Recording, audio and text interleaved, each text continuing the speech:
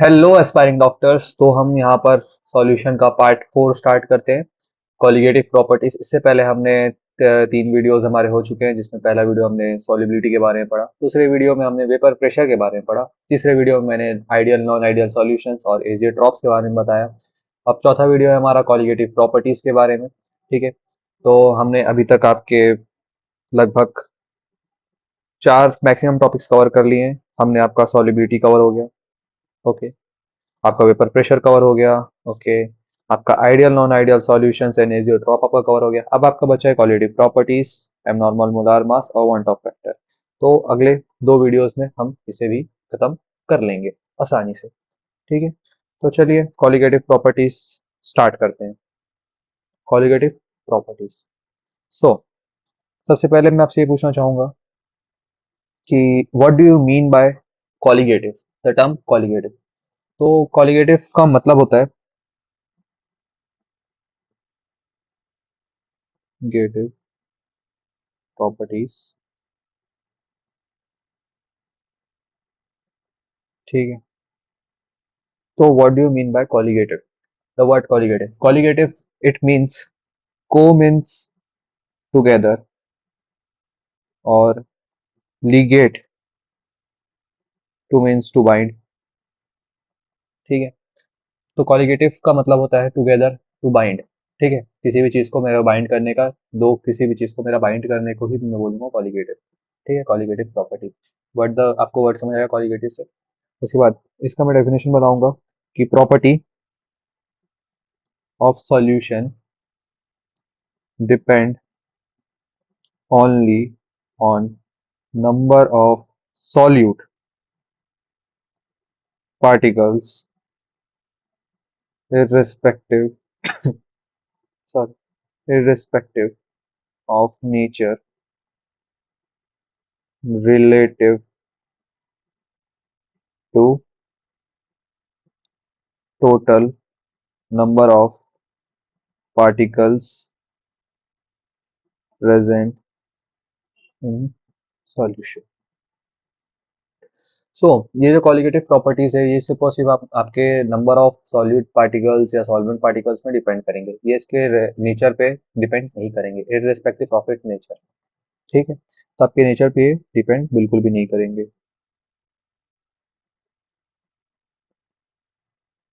Irrespective of it nature, उसके nature पे कोई डिपेंड नहीं करेंगे, सिर्फ और सिर्फ उसके नंबर ऑफ सॉल्यूट यानी कि उसके जो पार्टिकल्स के क्या नंबर है उस पर डिपेंड करेंगे। ठीक है। Total number of particles present in the solution. ठीक। अब आता है मेरा 4 इंपॉर्टेंट कॉलिगेटिव प्रॉपर्टीज, जिसको मैं सीपी बोलता हूँ इन शॉर्ट में। आपका पहला कॉलिगेटिव प्रॉपर्टी होगा आपका relative lowering of vapour pressure. दूसरा आपका आएगा एलिवेशन इन बॉइलिंग पॉइंट। तीसरा हमारा आएगा डिप्रेशन इन फ्रीजिंग पॉइंट। चौथा हमारा आएगा ऑस्मोसिस एंड ऑस्मोटिक प्रेशर। ठीक है। ये हमारे 4 क्वालिटेटिव प्रॉपर्टीज हो गए। ठीक है। तो सबसे पहले relative lowering of vapour pressure, elevation in boiling point, depression in freezing point, और आपका चौथा आता है क्या, ऑस्मोसिस या ऑस्मोटिक प्रेशर। ठीक है। अब आपको एक बात ध्यान रखनी है कि आपसे सवाल आता है कि which of the following is colligative property. तो आप आपका ऑप्शंस में आएगा आपका बॉइलिंग पॉइंट, दूसरा आपका आएगा वेपर प्रेशर, तीसरा आपका आएगा फ्रीजिंग पॉइंट, और चौथा आपका आएगा, चौथे में मैं दूंगा आपको, जैसे मान के चलिए, या तो आएगा relative lowering of boiling vapour pressure, या एलिवेशन इन बॉइलिंग पॉइंट, या आपका आएगा डिप्रेशन इन फ्रीजिंग पॉइंट, या यही तीन।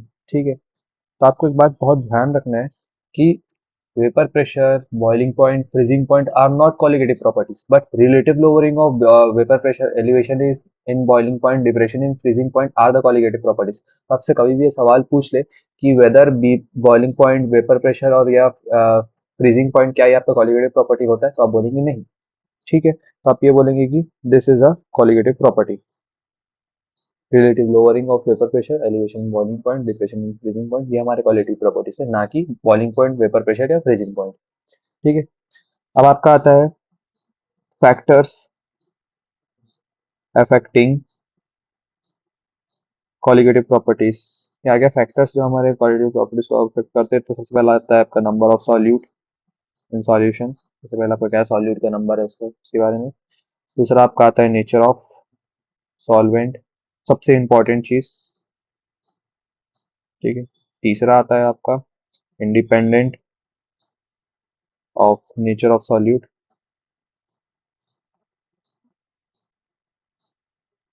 चौथा आता है आपका extent of association and dissociation of solute particle in solution. पांचवा मेरा आता है कंसंट्रेशन ऑफ सॉल्यूशन। ठीक है, ये मेरे 5 पॉइंट्स हैं। मेरा फैक्टर्स अफेक्ट करता है हमारे कॉलिगेटिव प्रॉपर्टीज को। तो हम सबसे पहले पहला चार स्टार्ट करते हैं। हमारा पहला कॉलिगेटिव प्रॉपर्टी, इसको हम बोलते हैं relative lowering of vapour pressure. ठीक है, रिलेटिव लोअरिंग वेपर प्रेशर। अब relative lowering of vapour pressure मेरा कब कम होता है। अब पिछले वीडियो से आपको कॉन्सेप्ट एक याद होगा कि अगर मैं किसी भी नॉन वोलेटाइल सब सॉल्यूट को अगर मैं डाल दूं, ठीक है, मेरे सॉल्यूशन में, सॉल्वेंट में, तो उसका वेपर प्रेशर मेरा घट जाता है। क्यों घट जाता है? क्योंकि जो हमारा आपको मैंने बताया था कि जो सॉल्यूट, नॉन वोलेटाइल सॉल्यूट और मेरा सॉल्वेंट है, ठीक है, तो जो नॉन वोलेटाइल सॉल्यूट है वो मेरा सॉल्वेंट के सरफेस को मास्क कर देता है या ढक देता है। तो उसी कारण से जो मेरा सॉल्वेंट का vaporization is not not possible, due to which non volatile solute decrease the vapour pressure. ठीक है, तो इसी कारण मेरा वेपर प्रेशर डिक्रीज कर देता है। तो इसी का यही कारण है कि relative vapour pressure is cause due to the addition of non volatile solute in the solvent. ठीक है, on adding non-volatile solute to the solvent, it vapor pressure of solution मेरा डिक्रीज कर जाएगा। ठीक है, तो lowering of vapor pressure depend on concentration of solute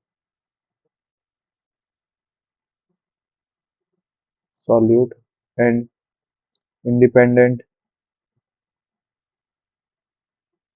of its identity।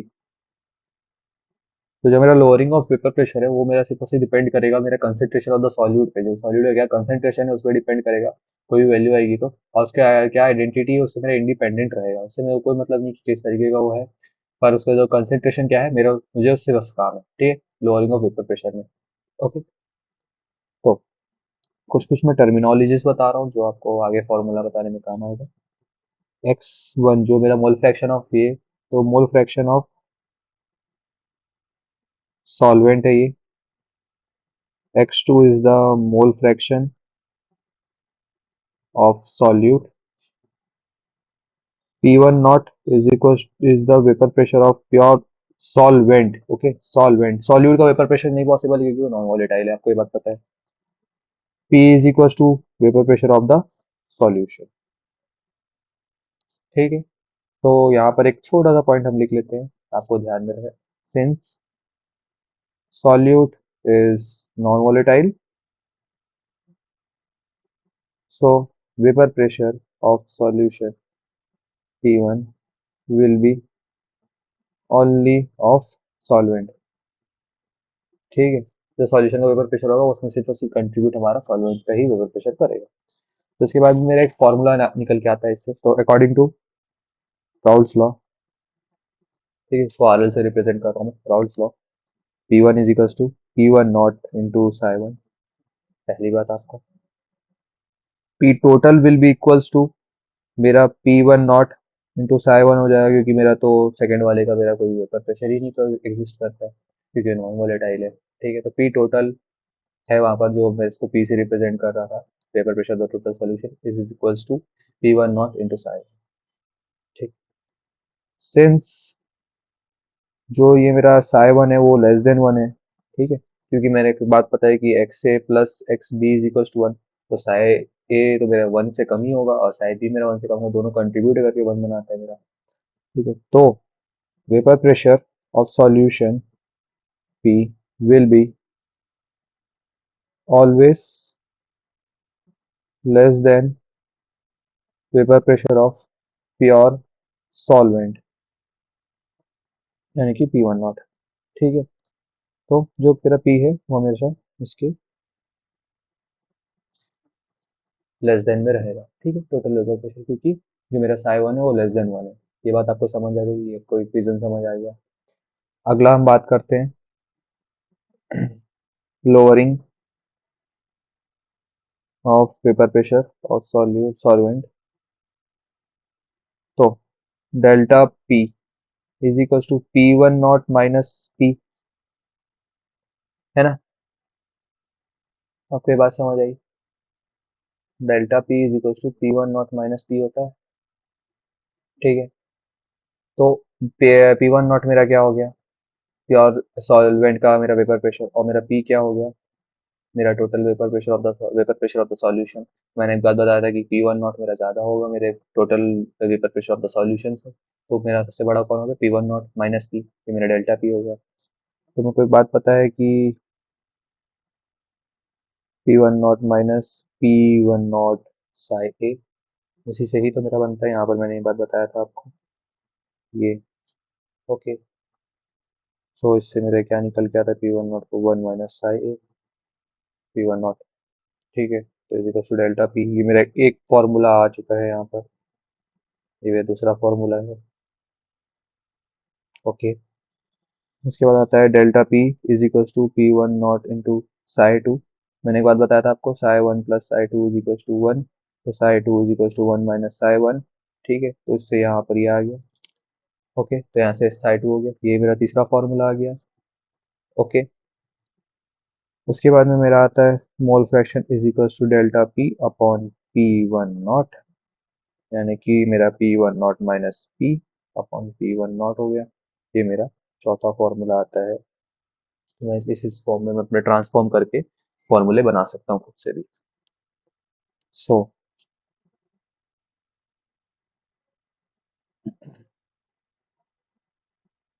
So relative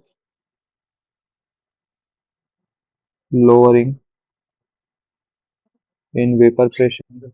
So relative lowering in vapor pressure of an ideal solution. Ideal solution है मेरा क्या होगा, relative lowering, ये containing non-volatile solute is equals to the mole fraction of solute at given temperature। ठीक है, तो क्या ये लाइन क्या बोलना चाह रहा था कि रिलेटिव लोअरिंग, क्या बोलना गया कि relative lowering of vapour pressure in ideal solution, okay, containing is equals to the mole fraction of the solute, यानी कि H2 की बात कर रहे हैं, solute at a given temperature. ये लाइन यही बताने का कोशिश की है, ठीक है, इस वाले फॉर्मूला से। तीसरा आता है कि for a solution containing several non volatile solute, the lowering of vapor pressure depend on sum of mole fraction of different solute। बहुत इंपॉर्टेंट पॉइंट, जैसे कि ये जो वाला फॉर्मूला बताया था कि ये सबसे लास्ट वाला कि psi two is equal to delta P upon P one. तो अगर मेरे बहुत सारे सॉल्यूट्स हैं जो कि नॉन वोलेटाइल है, बहुत सारे नॉन वोलेटाइल मेरे सॉल्यूट्स है, तो उसमें मैं क्या करूंगा कि it is the sum of the mole fraction of all the non volatile solutes. ये पॉइंट वही बताने की बात की है। ओके, तो इसके साथ आपका इसका फॉर्मूलेज हो गया आपके lower relative lowering of vapour pressure के बारे में। ठीक है, तो आपको पता है कि क्या क्या रिप्रेजेंट करता है, तो आपसे ऐसे सवाल में आ जाए तो आपसे तुरंत आप बना ले। ठीक है। एक आपका आता है यहाँ पर कि determination of molar mass of solute. तो थ्रू इसके हमारा जो वेपर प्रेशर का जो relative lowering of vapour pressure से जो फॉर्मूला निकल के आता है, तो उससे मैं अपने molar mass of the solute में कैसे पता करता हूँ। ठीक है, तो सबसे पहले हम ध्यान ये बात आप ध्यान रखेंगे कि W1 is the solvent mass. Okay. W2 is the solute mass, क्योंकि मेरा साई वन में सॉल्वेंट को दिया हुआ था और साई टू में सॉल्यूट को दिया हुआ था, इसलिए W1 भी मेरा सॉल्वेंट का होगा, W2 मेरा सॉल्यूट का होगा। ध्यान रखिएगा। M1 is the molecular weight of solvent. M2 is the molecular weight of solute। और ध्यान से देखिएगा, ये अब यहाँ पर मैं फॉर्मूला क्या आया, P1 minus P upon P1 not is equals to, मेरा क्या होता है यहाँ पर, ऑफ सेकेंड वन। ठीक, इज इक्वल्स टू ये होगा मेरा NB अपॉन Na प्लस NB फॉर्मूला में। अब for dilute solution, dilute solution में क्या होता है मेरा N B N B is less than N A. ठीक है, मेरा एन ए बहुत ज़्यादा हो जाता है, यानी कि मेरा सॉल्वेंट जो है, जो मेरा सॉल्वेंट है वो मेरा बहुत ज़्यादा हो जाता है। ठीक है, मेरा सॉल्यूट के कंपेरिजन में सॉल्यूट इतना समय डाला और सॉल्वेंट बहुत सारा है, इस कंडीशन में उसको डाइल्यूट सॉल्यूशन बोलेंगे। तो इस कंडीशन में मेरा चेंज हो जाता है P one not minus P upon P one not is equals to N B by N A, sorry N B by N A. ये हो गया मेरा फॉर्मूला। ठीक है, आपको डाइल्यूट सॉल्यूशन के फॉर्मूला आपको याद हो गया। अब इससे मैं मॉलिक्यूलर वेट पता करूंगा, P one not upon B upon P one not is equal to, moles में क्या होता है, given weight upon molecular weight. ठीक है, तो given weight is W2 upon M2 upon molecular weight of second first one is W1 upon M1। ठीक है, moles मेरे क्या होते हैं, इज इक्वल टू मोल्स, तो इज इक्वल टू क्या हो जाता है, ये given weight upon molecular wait होता है। ठीक है, आपको ये बात पता होगी। ठीक, तो यहाँ पर आपका आता है सीधा डायरेक्ट फॉर्मूला मैं लिख दे रहा हूँ यहाँ पर, तो is equal to W2 M1 upon W1 M2, ये आपका एक फॉर्मूला निकल के आया। ठीक है, तो मॉलिक्यूलर M2 जो है वो मेरा किसका है, molecular weight of the solvent. ठीक है, हाँ, molecular weight of the solute. ठीक है, तो आपको यही फाइंड करना था, molecular weight of the solute आपको फाइंड करना था, तो M2 को मैं इधर लेके जाऊंगा। ठीक है, तो W2 upon M1 upon P1 not minus P upon P1 not bracket into W1, ये आ गया मेरा फॉर्मूला। ठीक है, तो ये है मेरा formula for molar mass of the solute. ये आसान सा है, आपको सिर्फ आपको जब कॉन्सेप्ट पता है पीछे के कि ऐसा ऐसा होता है, तो आप इससे इसको डिराइव भी कर सकते हैं। ठीक है, अब ये हो गया। अगला हमारा क्वेश्चन आएगा हमारा, अगला हमारा क्वालिटी प्रॉपर्टी आएगा एलिवेशन इन बॉइलिंग पॉइंट। ठीक है, तो उसके पहले मैं आपको एक से दो सवाल करवा देता हूँ आपके ये लो relative lowering boiling vapour pressure में, तो जिससे आपको थोड़ा आइडिया लगेगा कि फॉर्मूला कैसे यूज करना है। ओके, तो मैं आपको इसका कुछ क्वेश्चन करवा देता हूँ। सो ये मेरा क्वेश्चन है, मेरा एनसीईआरटी से मैंने लिया है इसे। ठीक है, तो vapour pressure of pure water at 298 Kelvin is 223.8 mm of Sg, 50 gram urea NH2CO NH2, ठीक है, इसका फॉर्मूला ये is dissolved in 850 gram of water.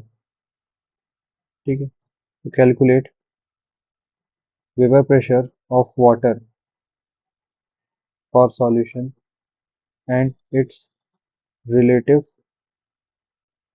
Lowering also. ठीक है, तो आपको इस क्वेश्चन को देख के आपको क्या क्या बातें समझ आई कि वो जो वाटर है वो मेरा सॉल्वेंट है। ठीक है, और जो मेरा यूरिया है वो मेरा सॉल्यूट है। ये बात आपको समझ आ गई। तो अब इससे मैं क्या, यहाँ पर मैं सबसे पहले तो ये लिखूंगा कि एम बी मेरा सॉल्यूट का हो जाता है मोलार वर्ट, ठीक है, मोलार मास, ठीक है, सॉल्यूट यानी कि यूरिया का, तो इसका 60 है मेरा यूरिया का। और इसका मेरा डब्ल्यू बी कितना दिया हुआ है, 50 ग्राम्स।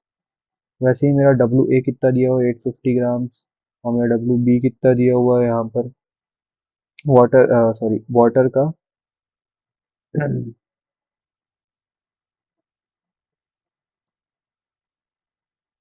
वाटर का यहाँ पर मेरा मॉलिक्यूलर वेट दिया हुआ है 18।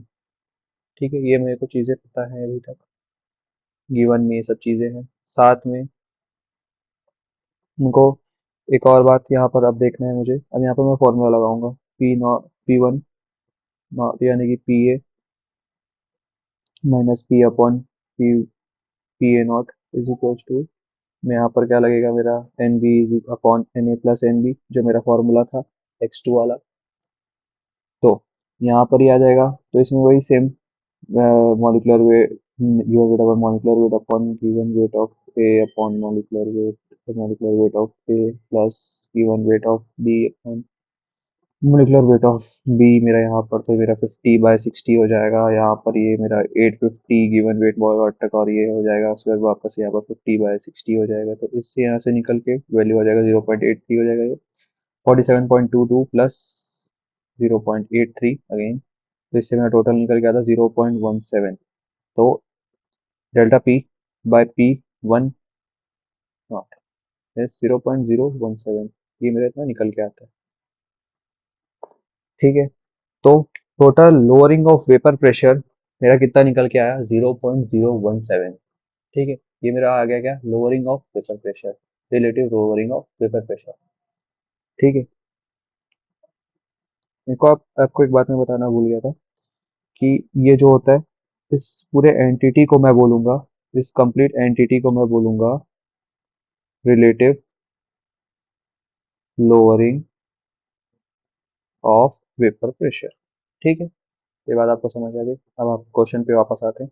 तो मेरा relative lowering of vapour pressure मेरा इतना निकल के आ गया। ठीक है, जो कि मेरा सवाल में यहाँ पर पूछा हुआ था कि relative lowering of vapour pressure मेरे को पता करना है सबसे पहले। अब मेरे को क्या पता करना है, उसके बाद में पता करना था कि वेपर प्रेशर ऑफ वाटर क्या है। उसका सॉल्यूशन है वेपर प्रेशर ऑफ वाटर मेरा क्या होगा, एग्जिस्ट करेगा। तो यहाँ पर मैं क्या लिखूंगा, यहाँ पर प्योर का मेरा कितना वैल्यू दिया हुआ था वाटर का, यानी कि P1 नॉट मेरा कितना दिया हुआ है, 23.8 दिया हुआ है। ठीक है, तो P1 not minus P upon P1 not is equal to 0.017 हो गया। ठीक है, तो ये P1 नॉट की वैल्यू मेरी दी हुई 23.8 अपॉन 23.8 इंटू माइनस पी। ठीक है, P what is P, it is the vapour pressure of the solution, ठीक है, जो कि मुझे निकालना था 0.017। तो इससे मेरा ये निकल के आता है 23.40 ऑफ एस जी। ठीक है, तो आपको ये बात समझ आई कि जो एनसीईआरटी में भी आपने सवाल देखा, ठीक है, एनसीईआरटी का जो आपने सवाल देखा, तो आपको ये सवाल समझ आई। फिर और फॉर्मूला बेस्ड सवाल आया, फॉर्मूला बेस्ड ही सवाल बनते हैं नीट में। ठीक है, या आपकी नीट में भी अगर रिपीट हो जाए तो आप आराम से बना लेंगे। इसमें कुछ नया, कुछ बड़ा फिजिक्स जैसा कोई नया कंसेप्ट नहीं लगा, ना कुछ लगा, सिर्फ आपको फॉर्मूला लेने हैं। आपको पता होना चाहिए कि वॉट किसका मॉलिक्यूलर वेट क्या है, किसका गिवन वेट क्या है, प्योर सॉल्वेंट का, प्योर सॉल्वेंट या प्योर सॉल्यूट का आपका प्रेशर क्या दिया हुआ है यहाँ पर, और आप क्या फॉर्मूला में बस उसको अप्लाई करना है, आपसे क्वेश्चन बन गए। ठीक है, तो ये सिंपल से आपके एक क्वेश्चन थी। उसके बाद में एक क्वेश्चन है जो आपके शायद नीट में आ चुका है मेरे ख्याल से। ठीक है, तो उस क्वेश्चन को मैं एक बार आपको दिखा देता हूँ। ये देखिए, ये क्वेश्चन आप देख सकते हैं कि if 8 gram of non electrolyte, sorry, 8 gram of non electrolyte solute is dissolved in 114 gram of octane, N octane. ठीक है, to reduce its vapor pressure to 80%, the molar mass of the solute। तो मुझे molar mass क्या निकालना है मेरे solute का, तो मैं सिंपल सा क्या फॉर्मूला लगाऊंगा यहाँ पर, ये फॉर्मूला मैं लगाना चाहूंगा यहाँ पर। ठीक है, तो यहाँ पर आप देखते जाइए आप, W2, ठीक है, W2 किसको बोलूंगा मैं, W2 is the molecular given weight of the solute. तो मेरा कितना दिया हुआ है वो 8 ग्राम्स। ठीक है। W1 में क्या बोलूंगा यहाँ पर 114। ठीक है। मॉलिक्यूलर वेट ऑफ 1 यानी कि मेरे ऑक्टेन का क्या मॉलिक्यूलर वेट है यहाँ पर दिया हुआ है आपका 114। 114 हो गया मॉलिक्यूलर वेट दिया, मुझे निकालना क्या है यहाँ पर M2। और क्या बोला है कि it reduces vapour pressure to the 80%। मेरा वेपर प्रेशर पहले 100, तो इसके डालने के बाद में मेरा 80% रिड्यूस हो गया, तो मेरा बचा कितना 20% वेपर प्रेशर बचा। तो 20 वेपर प्रेशर बचा, तो यानी कि जो मेरा अभी डेल्टा पी बाय पी का है वैल्यू मेरा 20% बचेगा। ठीक है। तो डेल्टा पी बाय पी की वैल्यू जो है मेरी यहाँ पर बचेगी वो सिर्फ और सिर्फ 20% बचेगी। तो 20% के हिसाब से इसका वैल्यू आ जाएगा 0.2, डेल्टा पी बाय पी की वैल्यू 0.2 आएगी। ठीक है। तो आपको ये बात समझ आ गई, नॉर्मल सा कॉन्सेप्ट है। अब आपको कुछ नहीं करना है यहाँ पर, कि आपको यहाँ पर इस फॉर्मूले में अप्लाई करना है यहाँ पर। ठीक है। M2 is equals to W2 into M1। W2 is what 8। M1 आपको कितना दिया है 114 अपॉन ये आपका डेल्टा पी की वैल्यू आपको 0.2 आ चुकी है, इंटू मॉलिकुलर वेट आपका कितना दिया हुआ है, आपका W1 कितना दिया हुआ है 114। ये आपको कट गया, जीरो ऊपर चला गया, 80/2 इज इक्वल्स टू 40। तो M2 की वैल्यू कितनी आ गई 40 आ गई। Answer is your 40। ठीक है। तो आपसे ये सवाल बन गया, 40 का आसान सा सवाल था, है ना। तो यही आपके नॉर्मल से सवाल आते हैं, यही आपके नॉर्मल में इतने ही आपको बस जस्ट फॉर्मूले डालने हैं, फॉर्मूला लिखना है, उसमें आपके गिवन वैल्यूज डालने हैं और आपका क्वेश्चन बन जाएगा। इसमें कुछ भी रॉकेट साइंस नहीं लग रहा आपके फिजिकल केमिस्ट्री में। फिजिकल केमिस्ट्री का और न्यूमेरिकल का लेवल काफ़ी ज़्यादा गिरा दिया गया है।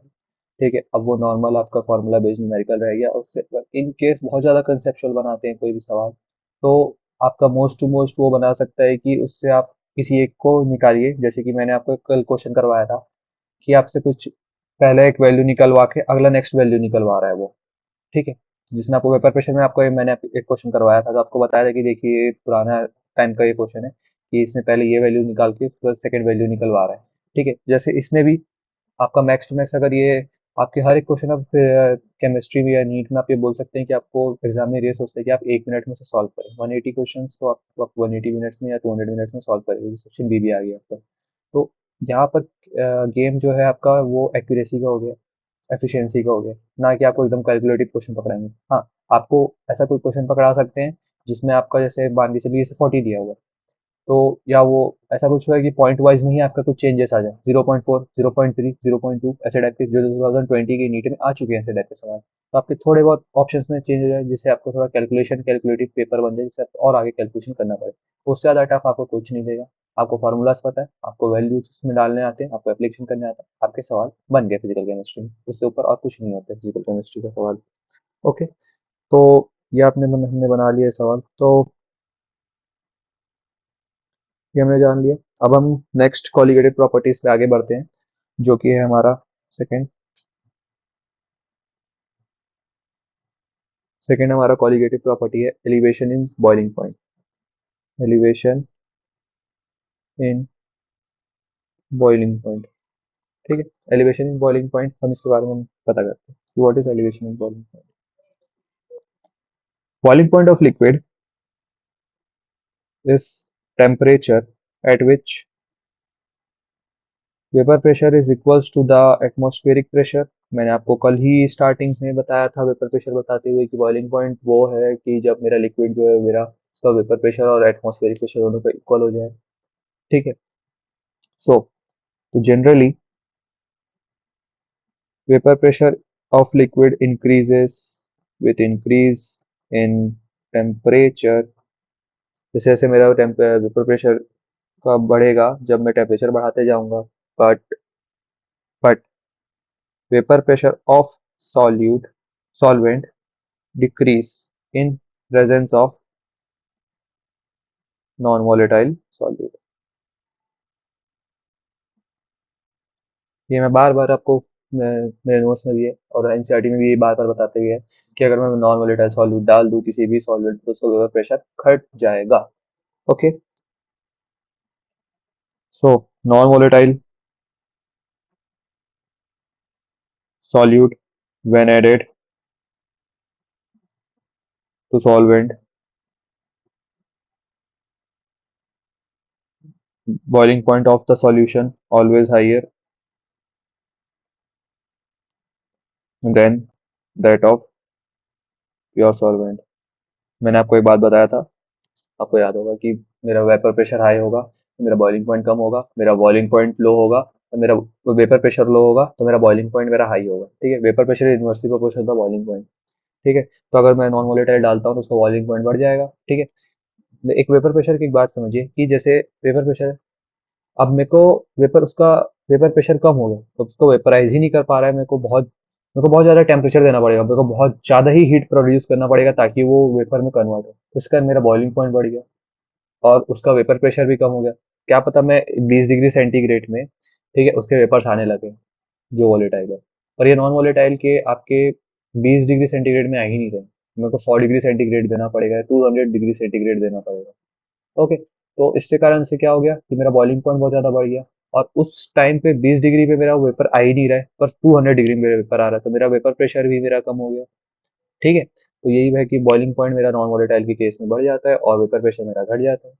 ठीक है, next is so difference between boiling point of the solution and boiling point of pure solvent। Solvent याद रखिएगा, इसको मैं टी बी नॉट बोलूंगा।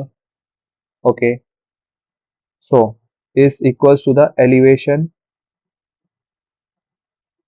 इन बॉइलिंग पॉइंट, इसको मैं डेल्टा टी बी बोलूंगा। ठीक है, ये बात आपको समझ आ गई, ये मेरा टी बी हो जाएगा।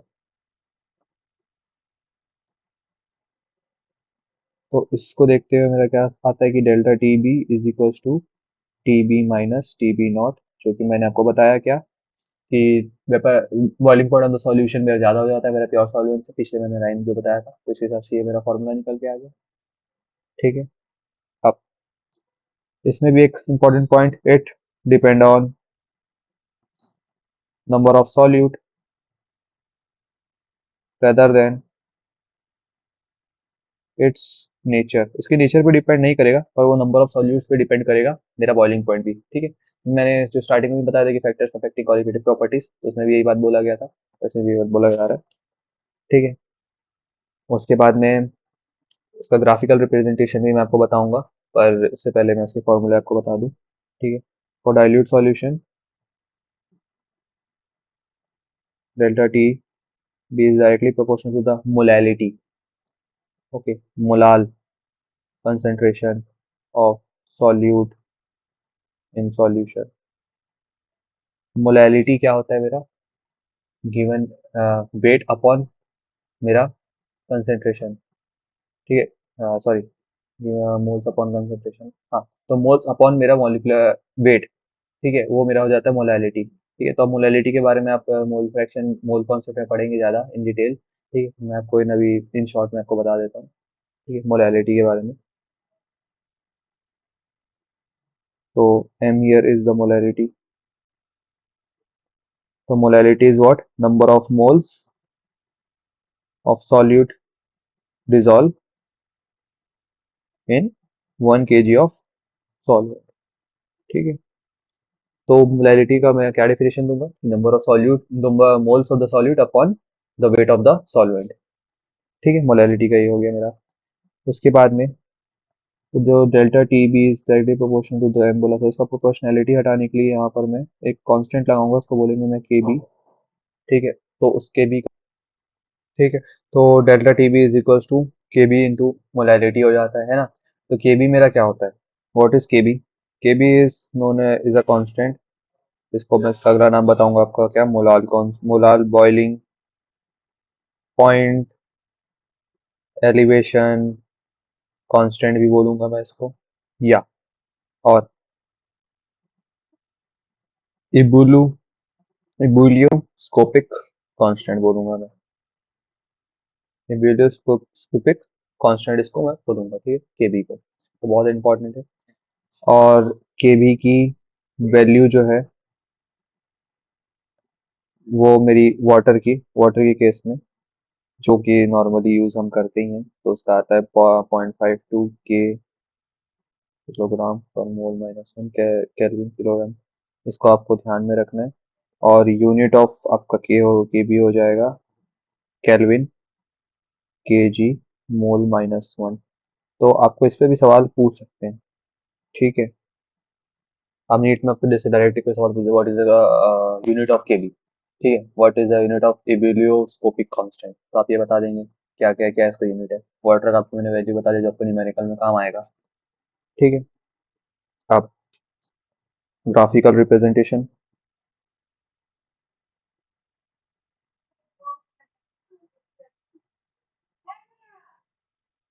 तो यहाँ पर हम देखेंगे graphical representation of elevation boiling point. ठीक है, तो यहाँ पर सबसे पहले हम ग्राफ बना लेंगे यहाँ पर। ठीक है, तो एक्स एक्सिस में मेरा आता है क्या, वेपर प्रेशर, और वाई एक्सिस में मेरा आ जाएगा क्या, टेम्परेचर इन केल्विन। ठीक है, दिस इज 1 atm। 1 atm मैं क्या बोलूँगा, मैंने आपको क्या बताया था कि बॉइलिंग पॉइंट किसको बोलेंगे, जब मेरा वेपर प्रेशर इक्वल हो जाएगा मेरे एटमॉस्फेरिक प्रेशर के। ठीक है, दोनों के जगह इक्वल हो जाएगा, तो उस टाइम पे मैं बोलूँगा। तो ये मेरा ग्राफ बनेगा ऐसे, तो अगला ग्राफ ऐसा बनेगा।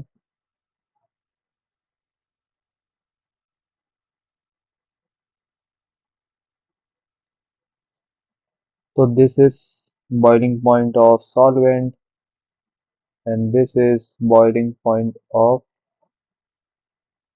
सॉल्यूशन। ठीक है, तो ये सॉल्वेंट है, तो ये मेरा सॉल्यूशन है, ये मेरा डेल्टा टी बी है, ये मेरा टी बी नॉट है, और ये मेरा टी बी है।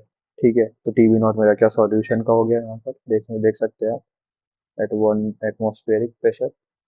ठीक है, ठीक है, तो यहाँ पर आप देख सकते हैं यहाँ पर कि जो डेल्टा टी बी है वो मेरा सॉल्वेंट का है, और इसका इस तरीके से ग्राफ बनता है एट वट एटमॉस्फेरिक प्रेशर। दोनों का जो है मेरा बॉइलिंग पॉइंट एक ही पॉइंट पे यहाँ पर जाके इंटरसेक्ट कर सकता है, मैं जाके मिलता है। ठीक है, तो इसको 1 atm में इसको बोलेंगे। ठीक है, ये मेरा ग्राफ हो गया। ओके, तो उससे मेरा समझ आता है कि जो मेरा सॉल्यूशन है उसका वेपर प्रेशर क्या, इससे बॉइलिंग पॉइंट मेरे को पता चलता है, और जो मेरा सॉल्यूशन है उसका मेरे को बॉइलिंग पॉइंट मुझे पता चलता है। ठीक है, मेरा ग्राफिकल रिप्रेजेंटेशन हो गया। तो आपको डायरेक्टली ऐसा सवाल पूछ सकते हैं, सर ग्राफिकल रिप्रेजेंटेशन पे आपको ऐसा सवाल नहीं मिल पाएगा, पर ये आपका ग्राफिकल रिप्रेजेंटेशन जो आपको काम आ जाए कभी ना कभी। ओके, उसके बाद आते हैं कि एक हम देखते हैं कि F M is equals to one delta T B is equals to K B into M है। तो अगर मेरा एम वन हो जाए, ठीक है, तो टी बी जो है वो मेरा is equals to K B हो जाता है। तो उस कंडीशन में क्या बोलेंगे, K B defined as elevation of boiling point for 1 molar solution, that is a solution containing 1 gram mole of solute dissolved in 100 gram of 1000 gram of solvent।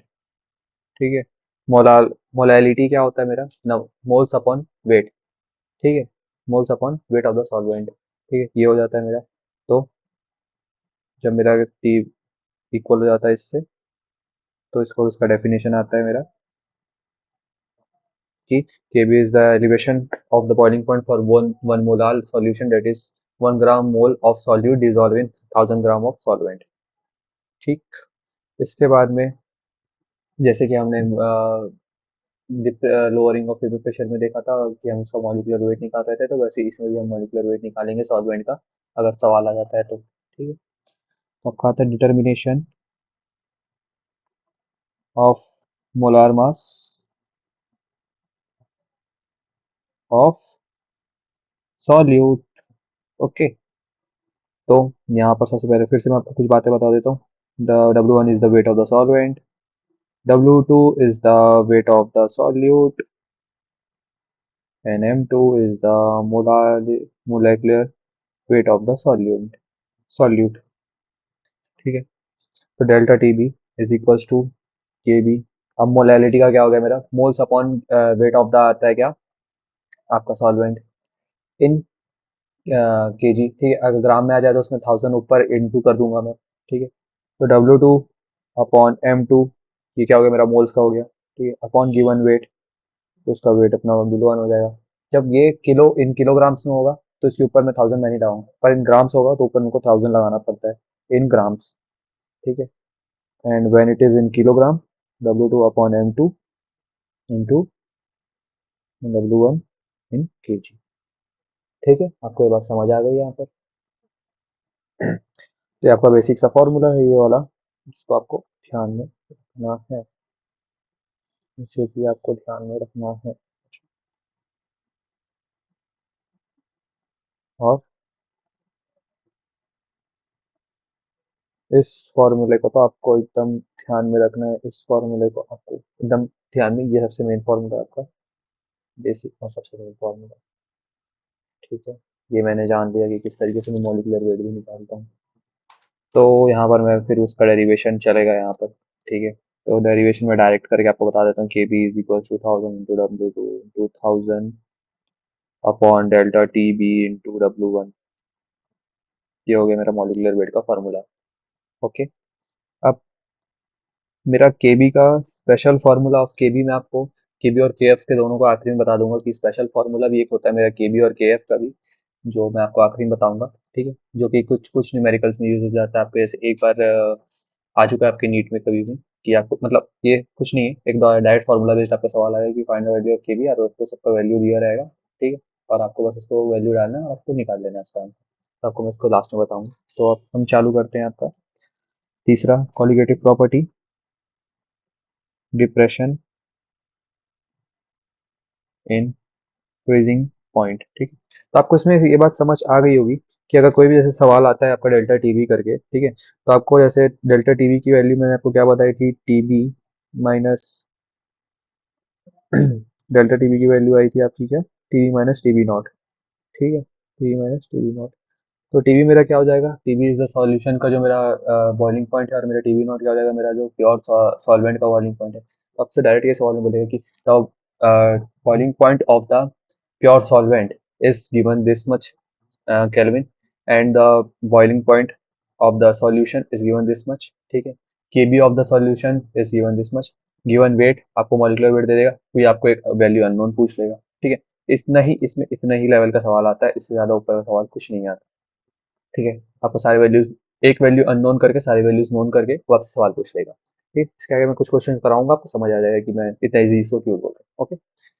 तीसरा हमारा आता है डिप्रेशन इन फ्रीजिंग पॉइंट, ठीक है। तो यहाँ पर मैं इसका डेफिनेशन लिखूंगा,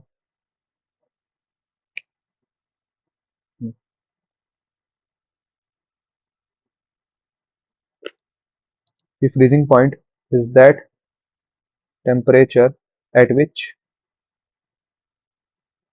solid and liquid state of substance has same vapor pressure, ठीक है।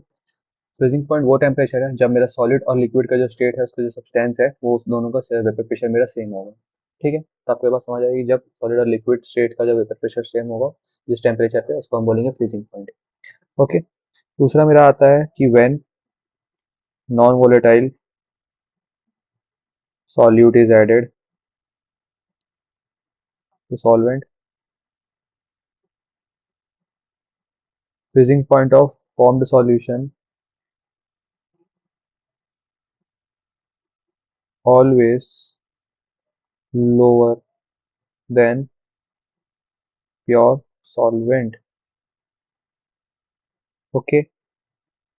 Also, vapor pressure of solvent decreases in presence of non-volatile solute, ठीक है। तो मैंने आपको आपको पता है कि वेपर प्रेशर जो है वो घट जाता है नॉन वोलेटाइल सॉल्यूट के केस में। तो वेपर प्रेशर जो है मेरा इन्वर्सली प्रोपोर्शनल होता है बॉइलिंग पॉइंट होता है, ठीक है। पर आपने ये ध्यान दिया होगा कि वेपर फ्रीजिंग पॉइंट भी आपका कम हो रहा है as we add the non volatile solute, okay. तो मैं मान सकता हूँ कि एक ले लूंगा कि vapour pressure is inversely proportional to the boiling point and directly proportional to the freezing point, ठीक है। ये आपको एक मिल गया, तो इससे आप बहुत सारे सवाल बना सकते हैं, ये एक आप मेरा शॉर्ट ट्रिक ले लीजिए मेरे एंड से। ओके, उसके बाद एक मेरा कंसेप्ट आता है कि ग्रेटर, एक ये भी मेरा एक शॉर्ट ट्रिक है। शॉर्ट ट्रिक जैसे किसी भी सवाल में आपका एनसीईआरटी के सवाल में आपको दी जाए, ग्रेटर द आयंस प्रोड्यूस, या मैं बोलूँ कि मोर द इलेक्ट्रोनेगेटिविटी प्रोड्यूस्ड, और इसका EN ज़्यादा इलेक्ट्रोनेगेटिविटी, तो increase in depression of freezing point. ठीक है, in the case of CFF3COOH is more than CCl3COOH more than CH3COOH। तो मेरा CF3COH मेरा मोस्ट इलेक्ट्रोनेगेटिव है CF3CL के कंपेयर में और H के कंपेयर में। तो जितना ज़्यादा आयन वो प्रोड्यूस कर रहा है या जितना ज़्यादा वो इलेक्ट्रोनेगेटिव है, तो उतना ज़्यादा ही उसका डिप्रेशन इन फ्रीजिंग पॉइंट हो जाएगा। ठीक है, ये मेरा एक शॉर्ट ट्रिक है, आपको सवाल देखने को मिल सकता है इसमें। अब आपका आता है क्या, फॉर्मूला। तो मैंने आपको एक बात पता है, तो ये इसको मैं प्रेजेंट करूंगा डेल्टा TF से, तो ये हो जाएगा आपका TF not minus TF। TF what is TF not, ये हो जाएगा freezing point of pure solvent, और TF हो जाएगा मेरा freezing point of solution when non volatile is added, solute is added. तो आपको ये बात पता चल गई कि जब मैं किसी भी नॉन वोलेटाइल सॉल्यूट को ऐड करूंगा, ठीक है, तो उसका जो freezing point of the solution है डिक्रीज हो जाएगा मेरे प्योर सॉल्वेंट से। ठीक है, तो आपको ये बात पता है कि डेल्टा TF नॉट जो है वो मेरा ज़्यादा हो जाएगा मेरा डेल्टा TF से, इसीलिए यहाँ पर मैं डेल्टा TF नॉट को ऊपर रखूंगा और डेल्टा TF को मैं माइनस नीचे लोअर एंड में मेरा डेल्टा TF रहेगा मेरा। ठीक है, delta TF is equal to TF not minus TF।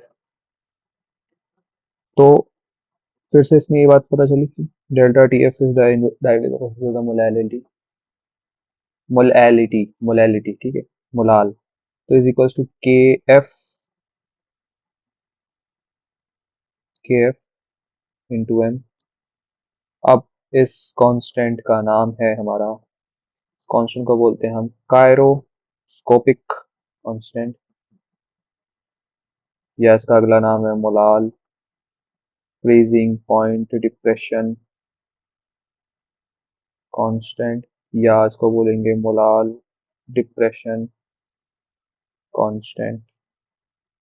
ठीक है, आपको सवाल में कुछ भी पूछ सकता है, काइरोस्कोपिक कांस्टेंट पूछ सकता है, molal freezing point depression constant पूछ सकता है, मोलाल डिप्रेशन कांस्टेंट पूछ सकता है, तो तीनों का मतलब एक ही होता है।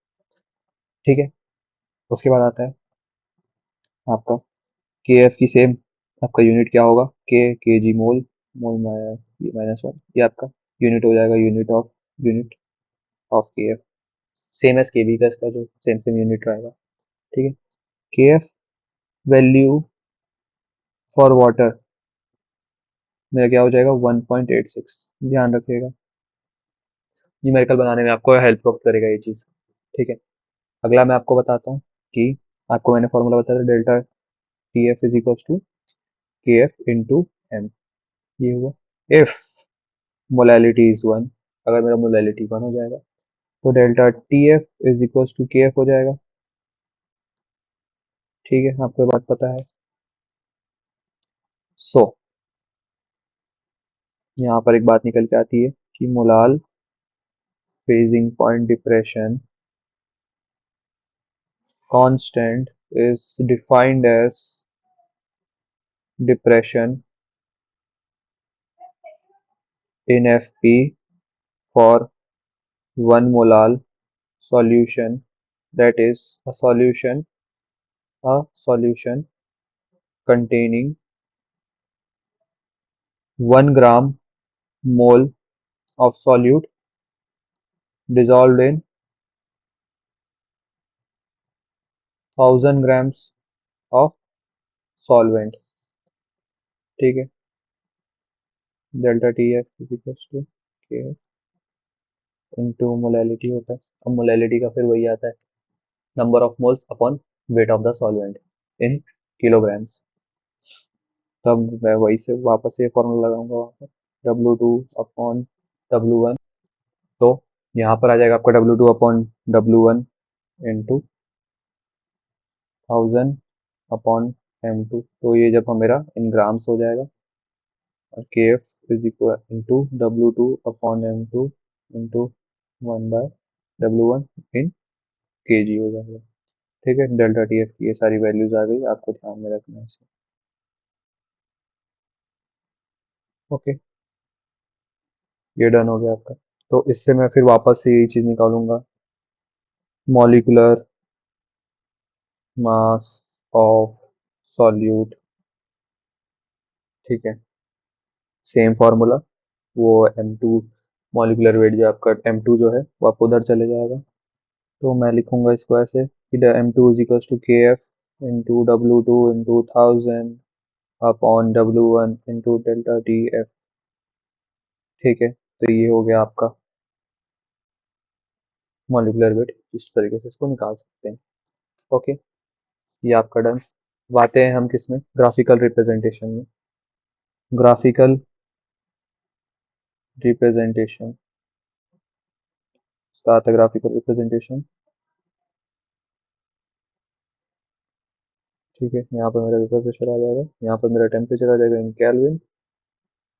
ठीक है, यहाँ पर पहला ग्राफ ऐसे बनेगा। तो ये ग्राफ में आपको देखने को मिल रहा है यहाँ पर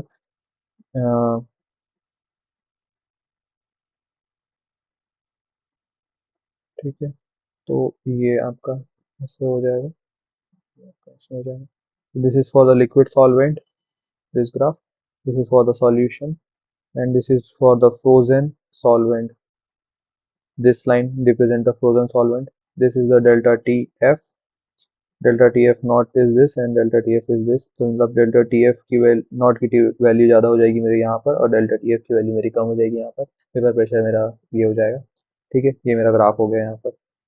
अब मैंने आपको बताया था कि क्या रिलेशन है, रिलेशन बिटवीन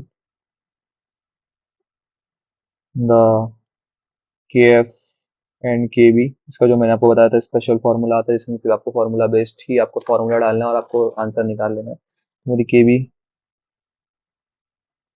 तो मेरी जो के बी की वैल्यू है, K B is equals to R T B का square into molecular weight upon 1000 into delta H of vapour is equals to R into T B square upon 1000 into latent heat of the vapour.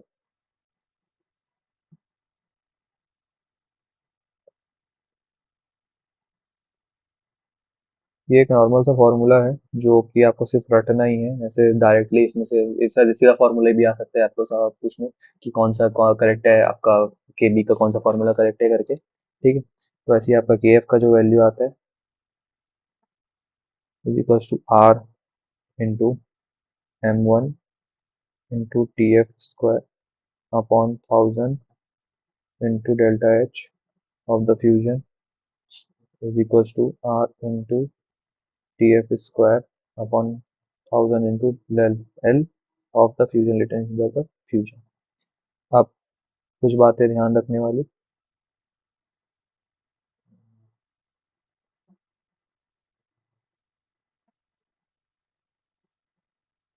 ध्यान रखने के लिए पहली बात कि ये जो मॉलिक्यूलर वेट है, ठीक है, this is the molecular weight of the solvent. What is this, this is the molecular weight of solvent है। ठीक है, याद रखिएगा आप इसको। वैसे भी यहाँ पर भी same molecular weight of solvent है। ठीक है, R is your gas constant. ठीक है, टी एफ तो आप जानते ही, it is enthalpy of the fusion, fusion. ठीक है, L is what, latent heat. तो फ्यूजन लिखा है तो फ्यूजन का लेटेंट हीट हो गया, और एल से लिखा हुआ, एल वेपर लिखा हुआ है तो ये आपका वेपराइजेशन का आपका ये हो जाएगा, लेटेंट हीट ऑफ वेपराइजेशन। ठीक है, तो आपको ये बात, ये फॉर्मूले समझ आ गए। इसके बाद में मैं कुछ क्वेश्चंस आपको करवा देता हूँ, उसके बाद में हमारा जो चौथा कॉलिगेटिव प्रॉपर्टी वो अगली वीडियो में करते हैं हम। ठीक है, तो इसमें कुछ क्वेश्चंस करवा देते हैं। अगला आपका कॉलिगेटिव प्रॉपर्टी जो है आपका ऑस्मोसिस या ऑस्मोटिक प्रेशर, उसको हम अगले वीडियो में बनाते हैं। इसके पहले यहाँ पर कुछ सवाल कर लेते हैं जिससे आपको आइडिया लग जाएगी किस तरीके के क्वेश्चन आते हैं, और आप पता चले कि एप्लीकेशन कैसे ऐसे किया जाता है फॉर्मूलेस का।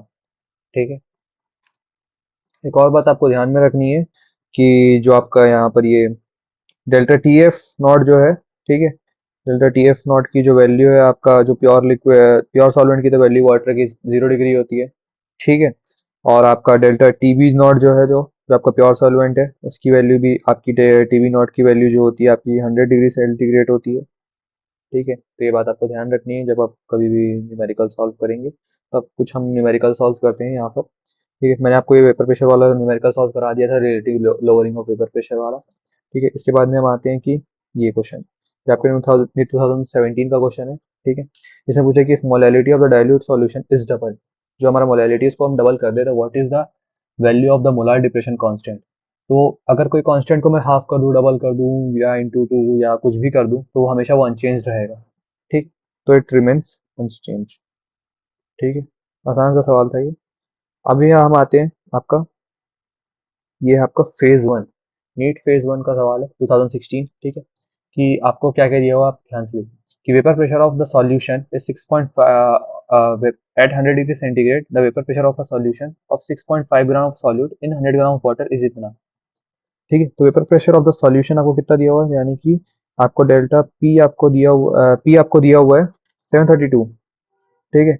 और आपको गिवन वेट जो दिया हुआ है यहाँ पर, यानी कि सॉल्वेंट का weight, weight of the solute का जो वेट दिया हुआ है वो आपको 6.5 दिया हुआ है ना। तो आप यहाँ पर सवाल देख रहे हैं, ठीक है। प्रेशर जो मेरा दिया हुआ है 732 of S G of the solution दिया हुआ है, ठीक है।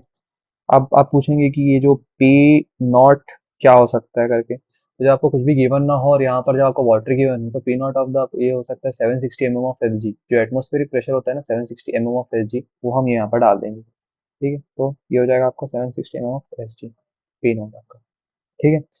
सॉल्यूट का वेट इतना दिया हुआ है, सॉल्वेंट का वेट इतना दिया हुआ है आपको, तो इससे आपको सबसे पहले क्या निकालना है, आप पहले ये देखिए।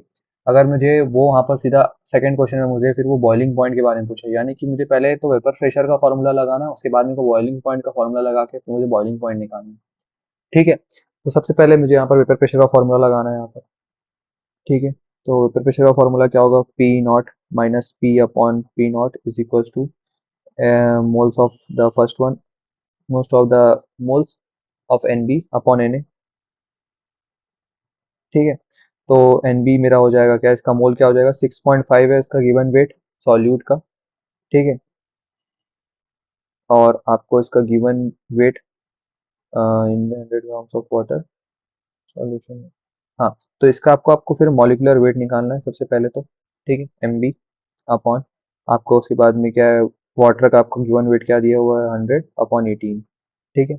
ये हो गया। तो 760 minus 732 upon 760 is equals to आपका क्या आ जाएगा यहाँ पर 6.5 अपॉन एम बी इंटू 18/100, ये हो गया, ठीक है। तो मेरा इससे मेरा एम बी निकल के आता है यहाँ पर, इसमें से मेरा एम बी निकल के आया 30.6, ठीक है। काफ़ी कैलकुलेटिव ये होने के बाद में जितना कैलकुलेशन करना है 30.6 निकल के आया मेरा एम बी, ठीक। अब इसके बाद में मेरा एम बी निकल के आ गया, तो मेरा delta T B is equal to K B into M होता है, T B is equal to T B minus T B not होता है, ठीक है। और के बी इंटू एम, तो मुझे क्या निकालना है यहाँ पर, ये मेरा टी बी निकालना है, ठीक है। तो T B minus T B not का वैल्यू मैंने आपको क्या बताया था, 100 हम लेंगे करके, है ना। और यहाँ पर वाटर की वैल्यू मैंने आपको बताई थी कि 0.52 आपको लेना है, ठीक है। मोलैलिटी अब आपको क्या लेना है कि नंबर ऑफ मोल्स आपको क्या लेने हैं यहाँ पर, तो जो मोल्स ऑफ द आपको सॉल्यूट लेने हैं, ठीक है। तो मोल्स आपके कैसे निकलेंगे कि given weight upon molecular wait आपका क्या निकल के आया 30.6, ठीक है, into 1000 into molecular given weight of, आपको कितना गिवन वेट दिया आपका सॉल्वेंट का, तो आपको 100 दिया हुआ था, ठीक है। तो T B minus 100 is equals to 0.52 into 6.5 into 1000, तो ये कट के हमारा 10 हो गया, 10/30.6। सो यहाँ से ये कट पिट के हमारा निकल के आता है 1.10 टीवी की टीवी, सॉरी, टीवी माइनस 100 हमारा निकल के आता है 1.10 आपका आता है, ठीक है। ये सारा सॉल्व, ये सारी चीज़ें सॉल्व करने के बाद में, ओके। उसके बाद में अब ये TV is equal to 1.10 plus 100, तो ये मेरा टीवी आ जाएगा मेरा कितना 101 के अप्रॉक्स अप्रॉक्स 0 सेंटीग्रेड, ये मेरा टीवी की वैल्यू आ गई, ठीक है। अब आप यहाँ पर देख सकते हैं पहले कि ये कितना लंबा सवाल था, पर ये सिर्फ और सिर्फ फॉर्मूला बेस्ड सवाल था। आपको पता है कि ये चीज़ नहीं दी हुई है, ये चीज़ आपको निकालनी है, इससे आप निकालिए। ये स्टेप 2 सवाल था।